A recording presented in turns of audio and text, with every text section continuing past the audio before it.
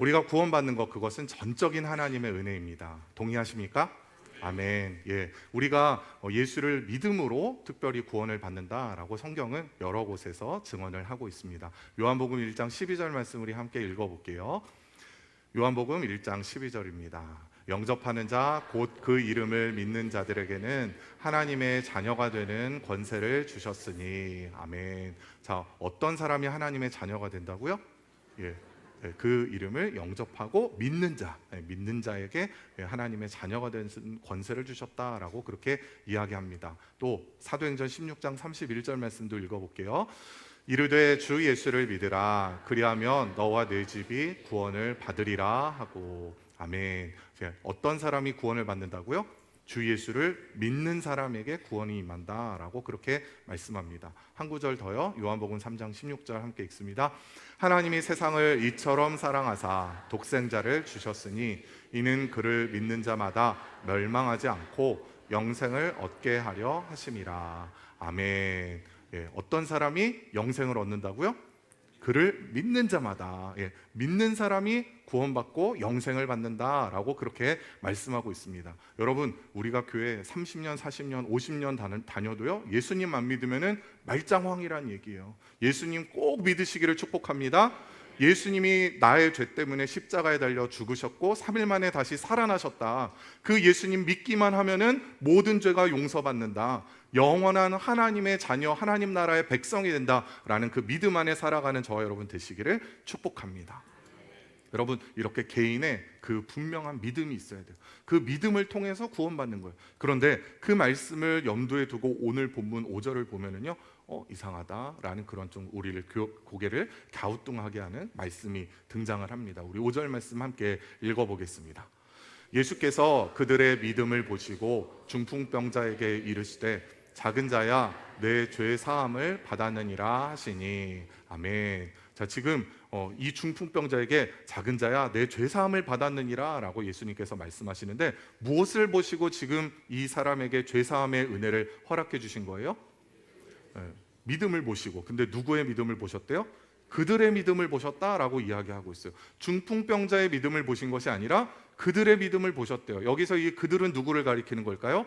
이 중풍병자를 주님께로 인도했던 네 사람을 가리킵니다. 이 네 사람의 믿음을 보시고 예수님께서 이 중풍병자를 향해서 작은 자야, 내 죄사함을 받았느니라 라고 그렇게 명령하시고 선포하신 것입니다. 여러분, 이상하죠? 그런데요, 이 안에는 이미 전제되어 있는 게 있어요. 바로 이 중풍병자에게 그 믿음이 있었다라는 거예요. 중풍병자가 예수님께서 자기가 살고 있는 그 동네 가버나움에 오셨다라는 소식을 듣게 되었어요. 내 이 병을 간절히 고침받고 싶은데, 그런데 예수님 만나면은 고침받을 수 있을 것 같은 그 확신이 생긴 거예요. 그래가지고 주변에 있는 사람들에게 이야기를 하는 거죠. 나 예수님 만나고 싶은데 예수님께 좀 데려다 주세요 라고 이야기를 한 거죠. 그 가운데 그 믿음을 예수님께서 먼저 보셨고, 그리고 그 믿음에 반응하는 네 사람의 믿음을 보시고 예수님이 이 사람에게, 이 중풍병자에게 죄사함의 은혜를 허락해 주신 것입니다. 여러분, 그런데 이 네 사람이 예수님께로 데리고 나아가는 데 있어서 그 가운데 걸림돌이 있어요. 오늘 본문에 보니까 등장하죠. 그런데 우리 인생에도 마찬가지입니다. 우리가 예수님 만나러 갈 때, 우리가 은혜 받으러 갈 때 항상 마귀가 가만히 있지를 않아요. 여러분, 어쩌면은 지금 이 자리에 오시는데도 여러분들 가운데 그런 시험이 있으셨으리라는 그런 생각이 듭니다. 제가 어렸을 때 그런 거를 많이 경험을 했거든요. 지금은 항상 이제 제가 제일 먼저 나오기 때문에 그런 게 별로 없는데, 어렸을 때 이렇게 부모님이랑 가족들이 다 같이 교회를 나오려고 하면은 꼭 거기에 마귀가 신방이 와요. 마귀가 제일 먼저 찾아와가지고, 그래서 저희 부모님의 그 마음을 막 이렇게 힘들게 하는 거죠. 그래서 당신 좀 빨리 좀 준비해요. 그러면은 아니 지금 준비하고 있잖아. 그러면서 이제 화를 내기 시작하는 거죠. 그러면은 막 갑자기 어떤 마음이 생겨요? 아이, 교회 가기 싫어 라는 그런 마음이 생기잖아요. 에이, 교회 안 가. 그러고 이제 교회를 안 가는 일들이 저희 집에는 없었어요. 그런데 그런 일이 있을 수 있어요. 그렇죠? 마귀가 계속해서 우리 마음 가운데 시험거리를 심어준단 말이에요. 우리를 시험에 들게 해요. 어쩌면은 그래, 내가 아무 일 없이 교회 가서 예배 잘 드려야지 하고 딱 나왔는데 집 앞에 딱 차를 빼려고 하니까 거기에 누가 차를 딱 막아서고 있어. 전화를 하는데 전화를 안 받아. 그러면은 또 헛딱지가 나가지고 에이 교회 안 가라는 그런 마음이 또 생기죠. 그죠? 예, 여차저차 해가지고 여기에 딱 와가지고 이제 주차를 딱 하는데, 그런데 주차할 공간이 없어. 예, 주차를 왜 이따구로 해놨어? 그러면서 또 시험에 들어서 에이 집에 가버릴까? 그리고 집에 돌아가는 분이 계실 수도 있어요. 우리 영성교회는 없지만. 여러분, 그렇게 마귀는 계속해서 우리를 시험하고 우리가 은혜 받는 자리에 가까이 나오지 못하도록 하는 거예요. 우리 이 교회에서 가장 은혜가 넘치는 장소가 있다고 해요. 거기가 어딜까요? 예, 은혜가 가장 많이 넘치는 장소가 주차장이래요. 예, 왜냐하면은 여기서 은혜 많이 받고 이제 정말 룰루랄라 하나님 의지해서 승리해야지 그러고 나가는데, 딱 주차장 딱 나가서 차 빼려고 하는데 예, 주차 안내요원이 나부터 안 빼주고 다른 사람부터 먼저 빼보니까 화가 나가지고 이런 막 그러면서 거기에서 받은 은혜를 다 쏟아내는 거예요. 그러니까 주차장의 은혜가 차고 넘친대요. 여러분, 여기서 은혜 못 받으시면은 어디 가서 은혜 받으면 되는 거예요?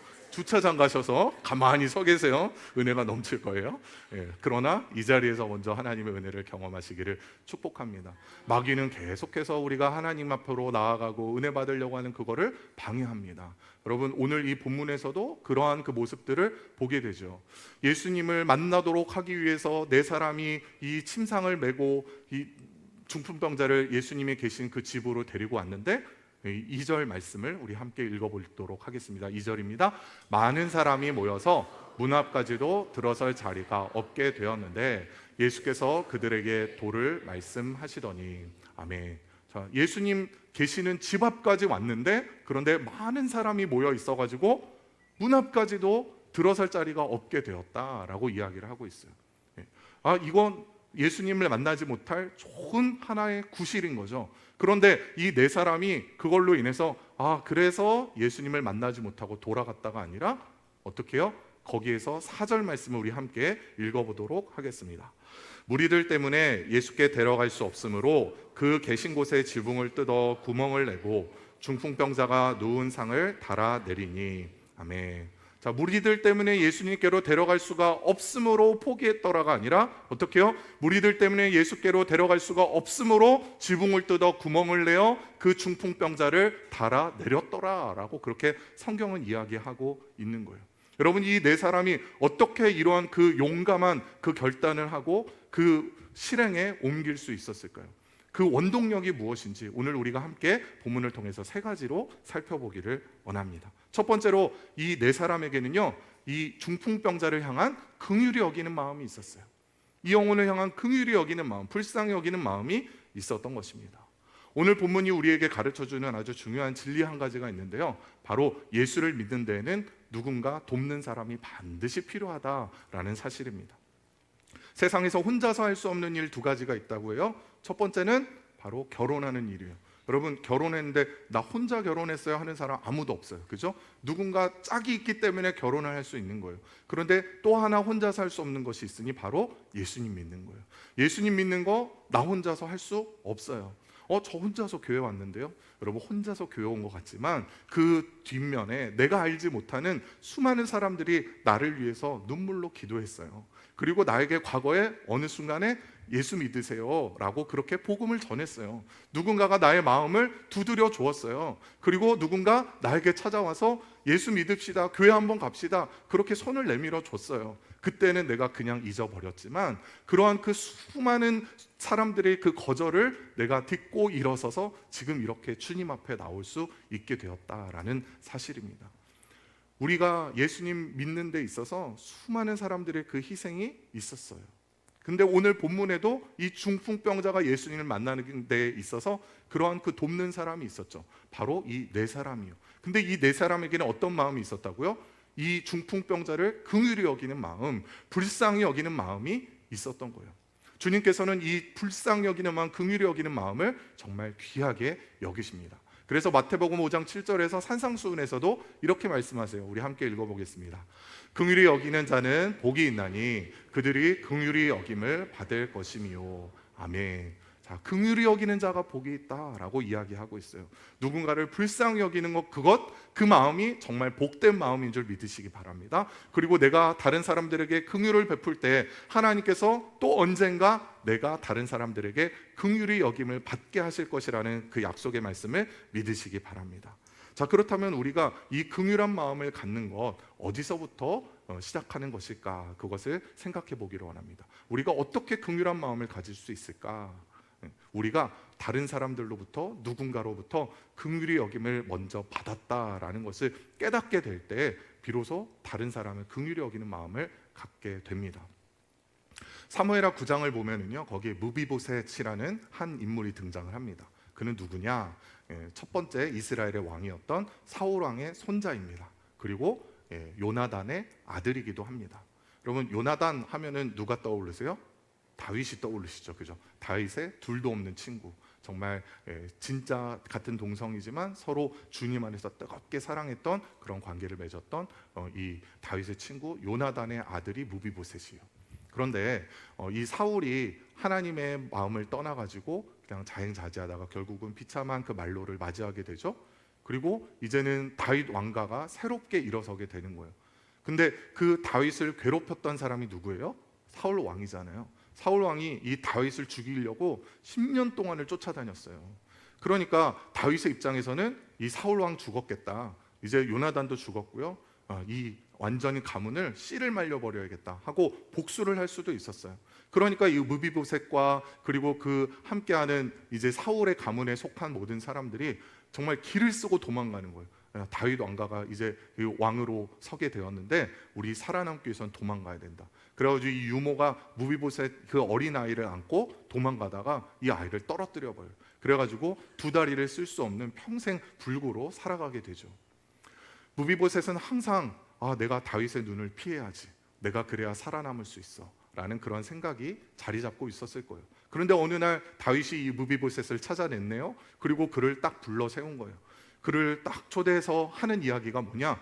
너 이제는 내 손에 죽었어 라는 그 말이 아니라 이제부터 내 아들과 함께 식탁에서 그 식사를 하게 될 거라고 이야기를 해줍니다. 왜 다윗이 이렇게 이야기할 수 있었을까요? 다윗이 먼저 하나님으로부터 그 은혜와 긍휼을 입었던 것을 기억했기 때문이에요. 사울에게 쫓겨다니는 그 10여 년의 시간 동안에 하나님께서 나를 지켜주셨어요. 여러분, 왕이 한 사람 찾아내는 게 일이겠습니까? 왕이 한 사람 찾아내서 죽이는 거는 일도 아니에요. 근데 하나님께서 그 사울 왕의 눈을 가려주셨던 거예요. 그래서 다윗이 살아날 수 있었던 거예요.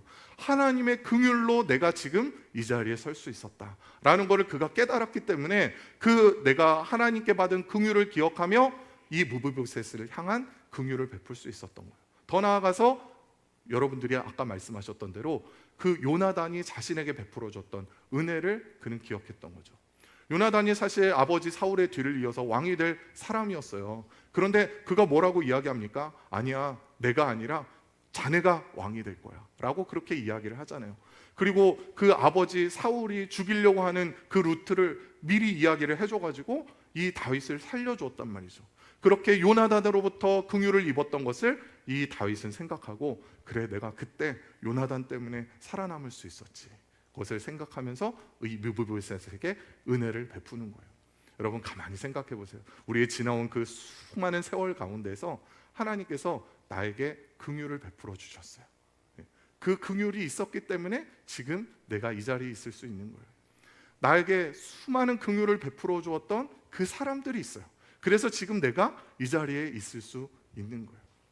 우리의 지나온 세월 가운데 여러분, 사실 우리들이 영적인 중풍병자 아니었습니까? 누군가의 도움이 없이는 주님께로 나올 수 없는 그런 사람들이었단 말이에요. 내 혼자서는 손가락 하나도 제대로 까딱할 수 없는, 부들부들 떨면서 지낼 수밖에 없는 그런 영적인 중풍병자였다고요. 내 힘으로 구원받을 수 있는 그런 자격 요건이 갖추어지지 않았는데 하나님께서 우리 가운데 먼저 긍휼을 베풀어 주셨고 사람들을 붙여주셔서 그 사람들의 긍휼히 여김을 통하여 우리가 예수님을 구주로 영접하고 하나님의 자녀가 되어서 이렇게 하나님을 예배할 수 있게 되었던 거예요. 여러분, 우리가 그 하나님이 우리에게 먼저 베풀어 주신 그 긍휼을 기억할 수 있기를 바랍니다. 누군가로부터 받았던 그 호의, 그 불쌍히 여김, 그것을 기억합시다. 내가 정말 어려웠을 때 나를 도와줬던 그 사람을 이 시간 떠올리시고, 내가 그 사람 때문에 지금 이 자리에 있지, 내가 그 은혜 입었으니 나도 이제 다른 사람들에게 은혜를 베풀며 살아야겠다 고백하고 결단하는 저 여러분 되시기를 축복합니다. 두 번째로, 네 사람에게는요, 예수님께서 이 중풍병자를 고치실 수 있는 그런 능력을 가지신 분이다. 예수님께 나아가기만 하면 이 사람을 반드시 예수님이 고쳐주실 것이다 라는 그 확신이 있었습니다. 여러분, 남의 집 지붕을 뜯는다는 것, 그거는요 보통 결심으로는 있을 수가 없는 일이에요. 그렇죠? 생각해 보세요. 지금 물론 지금의 이 지붕처럼 아주 튼튼하게 그 콘크리트로 철근으로 그렇게 만들어진 지붕은 아니었지만, 진흙과 지프로 그렇게 엮어진 그런 지붕이었지만, 그러나 여러분, 내 집이 아닌 다른 사람의 집에 그 지붕을 허문다는 거는요, 진짜 많은 사람들에게 그 비난을 받을 각오를 감수하면서 하는 행동이었단 말이에요. 그렇게 할 때 사람들이, 그 밑에 있는 그 집안에 있는 사람들이 가만히 있었겠습니까? 아니, 지금 뭐 하는 짓이야? 그러면서 막 이 사람들을 비난을 했을 거잖아요. 근데 그 비난을 무릅쓰면서 지금 이 네 사람은 지붕을 뜯었던 거예요. 왜 그렇게 할 수 있었을까요? 이 사람에게는 예수님을 만나기만 하면 이 중풍병자의 병이 나음을 받을 수 있을 거라는 확신이 있었기 때문이에요. 여러분, 우리가 전도하는 데 있어서 전도하지 못하게 하는 여러 가지 이유와 핑계거리들이 있어요. 그런데 그 가운데 가장 큰 그 핑계거리가 뭐냐? 내가 이 사람을 전도할 수 있을까? 이 사람이 변화될 수 있을까라는 그 의심 때문이에요. 내가 이 사람을 주님께로 인도해봤자 이 사람은 안 변할 거야 라는 그러한 그 불신 때문에 그런 거예요. 만약에 이 사람이 어떻게든지 예수님을 만나기만 하면은 그 인생이 뒤집어질 것이라는 확신이 있다면, 어떤 방법을 동원해서라도, 어떠한 대가를 지불해서라도 이 네 사람처럼 그렇게 이 사람을 주님 품으로 데리고 올 거예요. 우리가 주님의 능력을 스스로 제한하고 있지는 않습니까? 하나님이 이 사람을 구원하실까? 하나님이 이 사람을 만나 주실까? 하나님이 내 상황을 변화시켜 주실 수 있을까? 라는 그 의심이 있습니까? 여러분, 우리 가운데 믿음을 구하시기를 바랍니다. 우리 주님께는 능치 못할 일이 없습니다. 우리 주님이 하기로 작정하시면 넉넉히 하시는 하나님이시고요, 그리고 우리가 주님 앞에 나아갔을 때 결코 우리를 외면하지 않으시고 우리의 기도에 응답하시는 좋으신 주님이심을 믿으시기 바랍니다. 영혼 구원이 쉬운 일이라면 얼마나 좋겠어요. 그런데 영혼 구원이 그렇게 쉽지는 않더라고요. 전도지 한번 딱 전해주면서 우리 교회 한번 갑시다 라고 이야기했을 때, 그래요? 야, 그래요? 저랑 같이 교회 가주신다고요? 그러면서 사람들이 따라오면 얼마나 좋겠어요. 그런데 내가 교회 가자고 이렇게도 얘기하고 저렇게도 얘기하고 이렇게 저렇게 구슬리는데도 좀처럼 돌아오지 않으니까, 그러니까 포기를 하게 되는 거죠. 여러분, 그런데 생각해 보십시오. 우리가 한 영혼을 구원하는 게 그렇게 쉽지 않은 일인데, 우리의 육신의 질병을 고치는 일도 그렇게 쉽지 않은 일이에요. 근데 육신의 질병을 고치는 일, 우리 마음의 그 우울함을 떨쳐버리는 일을 위해서는 우리가 돈을 아끼지 않아요. 그렇죠? 수백만 원, 수천만 원, 수억이 깨져도 내가 살 수 있다면, 내가 고침받을 수 있다면 그 정도 대가쯤이야 아깝지 않다. 생명하고도 맞바꿀 수 있다라고 그렇게 생각할 정도로 그 모든 것들을 다 쏟아붓는단 말이죠. 근데 그 어떠한 기적보다도 가장 큰 기적이 뭐냐? 영혼이 구원받는 기적이에요. 한 영혼이 주님 안에서 다시 살아나는 새 생명을 얻게 되는 것이 가장 큰 기적인 줄 믿으시기 바랍니다. 여러분, 우리가 아무리 병에서 고침을 받는다 하더라도 언젠가 또 우리는 죽어요. 그 영원하지도 않은 그 생명을 위해서도 수많은 대가를 지불하는데, 한 번 구원받으면은 영원토록 보장이 되는 그 영혼 구원을 위해서 우리가 어떤 대가를 지불하는 것을 주저하겠습니까? 여러분, 우리가 그 한 영혼을 구원하는 것이 정말 귀한 일이고, 그리고 우리가 그 영혼을 구원하기 위하여 끝까지 포기하지 않고 나아가기만 하면 우리 주님께서 반드시 그 영혼을 구원하실 것이라는 그 확신을 가진다면은요, 그리고 그 영혼을 인도한다면은요, 하나님께서는 우리를 통해서 그 영혼을 구원하시고 새 생명의 역사를 일으켜 주실 것입니다. 그 확신으로 우리 가운데 충만하기를 예수님 이름으로 축복합니다. 세 번째로, 네 사람이 함께했기 때문에, 네 사람이 함께하는 그 믿음이 있었기 때문에 그들이 이 중풍병자를 예수님께로 인도할 수 있었습니다.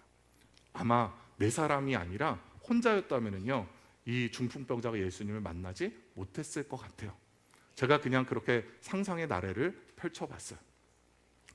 중풍병자가 오죽했으면 지금 침상째로 들어다가 예수님께로 그렇게 인도를 했겠어요. 손가락 하나 까딱할 수 없을 정도로 그렇게 온몸이 거의 그냥 다 말라버린 거예요. 근육이 다 사라져버린 거예요. 그런데 그거를 한 사람이 들쳐업고 예수님께로 간다라고 생각해 보십시오. 얼마나 힘들겠습니까? 가다가 못하겠다 포기하고 싶은 마음이 있을 거예요. 예수님이 계시는 그 집 앞으로 갔다고 하더라도 거기에 수많은 사람들이 그 문 앞에까지 서 있는 것을 보고 오늘은 안 되겠다라는 그런 생각할 거예요. 그래가지고 이 중풍병자에게 이렇게 이야기하지 않았을까요? 내가 진짜 여기까지는 왔는데 예수님 만나는 거는 오늘은 불가능하겠네요. 다음에 또 기회를 한번 봅시다 라고 그렇게 이야기하고 돌아섰을 것 같아요. 그런데 한 사람이 아니라 네 사람이 함께 하니까 이 중풍병자를 예수님에게로 인도할 수 있더라는 거예요. 이 네 사람이 모여가지고 무슨 얘기했을까요? 못하겠는데? 사람 너무 많아서 못 들어가겠는데? 그런데 거기에서 끝난 것이 아니라 한번 방법을 생각해 봅시다 하고 이야기를 하다가 지붕을 한번 뚫어보는 거 어때? 누군가 제안을 했겠죠. 그 제안에 반응하면서 그거 좋은 생각인데 우리 한번 뚫어봅시다. 그 용기를 가지고 그 네 사람이 지붕을 뚫어가지고 이 중풍병자에게 예수님을 만나게 해줄 수 있었던 거예요. 여러분, 이 공동체 함께하는 가운데 능력이 나타납니다. 전도서 4장 12절 말씀을 우리 함께 읽어보도록 할게요. 한 사람이면 패하겠거니와 두 사람이면 맞설 수 있나니 세 겹줄은 쉽게 끊어지지 아니하느니라. 아멘. 혼자 해가지고 일어나기는 참 쉽지가 않아요. 혼자 내가 굳게 결심을 해도 뒤돌아서면은 마음이 약해지고 여러 가지 그 분주한 상황 가운데 또 잊어버리고 포기하게 되는 게 우리들의 모습이에요. 그런데 함께하는 사람들이 있으면은요, 그 사람으로 인해서 포기하지 않고 다시 시도할 수 있게 돼요. 옆에서 권사님 좀 더 힘을 내봐, 내가 기도해 줄게, 내가 뭐 어떻게 같이 도와줄 거 없을까? 그러면서 함께 그 거들어 줄 때 그 가운데 함께하는 사람들로 인해서 내가 혼자서는 할 수 없었던 일들을 넉넉히 할 수 있게 된다라는 사실입니다. 우리 눈에 불가능해 보이는 일들이 많이 있어요. 내 남편을, 내 아내를 주님 품으로 인도하는 일 혼자서는 못할 것 같아요. 그런데 함께하면은 할 수 있습니다. 그래서 하나님께서 우리 가운데 공동체를 허락해 주신 거예요. 제가 우리 교회에 이렇게 세가족으로 오시는 분들에게 종종 드리는 말씀이 있어요. 우리 교회에서 좋은 집사, 좋은 권사, 좋은 장로가 되시기를 꿈꾸시기 바랍니다. 정말 그 믿음의 욕심을 가지고 열심히, 그 거룩한 욕심을 가지고 신앙생활 열심히 하세요 라고 그렇게 말씀드려요. 그리고 또 덧붙여서 드리는 말씀이, 우리 교회에서 신앙생활 하시다가 어려운 일이 있으시면은 영적인 도움이 필요하시면 언제든지 말씀하세요. 제가 힘을 다해서 저희가 돕겠습니다 라고 그렇게 말씀을 드립니다. 정말 진심으로 드리는 말씀이에요. 여러분, 그런데 그냥 도움이 아니라 영적인 도움이에요. 여기서 돈을 빌려달라고 하면은 저희는 돈을 빌려드릴 수 없습니다. 교회에서 돈거래 하면은 안 돼요, 여러분. 혹시라도 그 돈 때문에 그런다면은요, 그게 돈이 우리에게 아주 중요한 시험거리가 됩니다. 그러니까 절대 돈 거래하지 마시고 돈을 기대하지 마시고 영적인 도움을 구하십시오. 영적인 도움. 내가 연약할 때, 내가 힘이 빠졌을 때, 내가 난관에 봉착했을 때 나를 위해서 기도해 주세요. 함께 기도할 수 있는 그 공동체에 이야기하세요. 부탁하세요.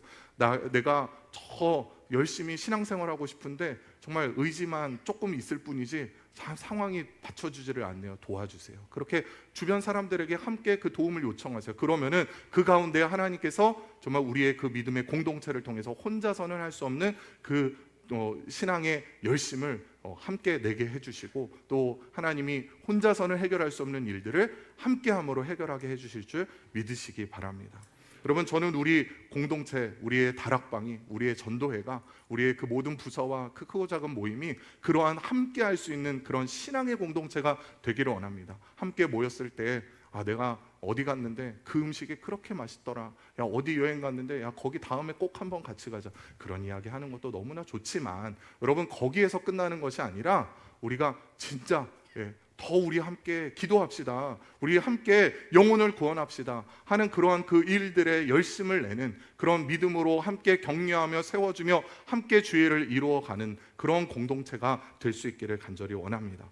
오늘 이제 새 생명 축제가 딱 2주가 남았습니다. D-14일. 그래서 우리가 총력 전도를 하려고 하는 거예요. 우리 하는 사람만 열심히 하면은요, 금방 쓰러지게 되어 있어요. 포기하고 싶어요. 제가 지난번에 이제 순장 모임 하는데 어떤 권사님이 이런 말씀하시더라고요. 나랑 정말 가깝게 지냈던 그 사람에게 복음을 전하기 위해서 밥도 사고 차도 사고 그랬는데 그 사람이 글쎄 내 전화번호를 수신 차단을 했대요. 참 기가 막힌 일이잖아요. 복음이 그렇게 쉽게 전해지지 않아요. 혼자서 하면 에이 모르겠다, 그 사람 지옥 가거나 말거나 그런 생각할 수 있죠. 그러나 여러분, 우리가 그 영혼을 포기하지 않고 함께 기도하면서 우리 함께 전도해 봅시다. 어떻게 내가 도울 수 있는 일이 뭐가 있을까? 함께 할 때 그 가운데에 하나님께서 역사하실 것입니다. 주님께서 오늘 5절 말씀, 네 사람의 믿음을 보시고 중풍병자에게 내 죄사함을 받았느니라 말씀하신 것처럼 우리의 믿음을 보시고 우리 영성교회, 우리 다락방, 우리 전도회 그 구성원들의 믿음을 보시고 우리 주님께서 우리에게 품게 하신 그 오이코스를, 그 태신자들을 구원해 주실 줄 믿으시기 바랍니다. 나 혼자서 할 수 없는 그 일을 우리가 함께 할 때 우리는 넉넉히 해낼 수 있습니다. 그 믿음으로 우리가 오늘부터 총력 전도하는 일에 함께하고 또한 기도하는 일에 릴레이 기도에 함께하는 저 여러분이 되시기를 예수님 이름으로 간절히 축복합니다.